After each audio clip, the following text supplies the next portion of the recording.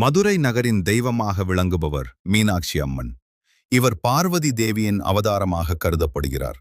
பாண்டிய மன்னன் மலையதுவாஜ பாண்டியன் மற்றும் அவரது மனைவி கஞ்சனமாலை மகப்பேறு இல்லாமல் கவலைப்பட்டனர்.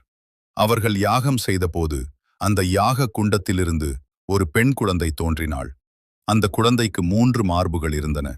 அப்போது ஒரு அசரீரி கூறியது, இந்த குழந்தை தன் கணவரை பார்க்கும்போது 3வது மார்பு மறைந்துவிடும். அந்த குழந்தைக்கு தடாதகை என்று பெயர் வைத்தனர். தடாதகை வளர்ந்து மிகுந்த வீரத்துடன் அரசியாக ஆனார். பல தேசங்களை வெற்றி கொண்டார். ஒரு நாள் கைலாயத்தை அடைந்தபோது அவர் சிவபெருமானை பார்த்தார். உடனே 3வது மார்பு மறைந்து விட்டது. அப்போதுதான் சிவன் தான் தன் கணவர் என்று புரிந்து கொண்டார். சிவபெருமான் சுந்தரேசுவரர் என மதுரைக்கு வந்து திருமணமானார். மீனாட்சி அம்மன் மற்றும் சுந்தரேசுவரரின் திருமணம் மதுரையில் மிக விமரிசையாக நடந்தது. இந்த நிகழ்வு இன்று வரை மதுரை சித்திரை திருவிழாவில் கொண்டாடப்படுகிறது.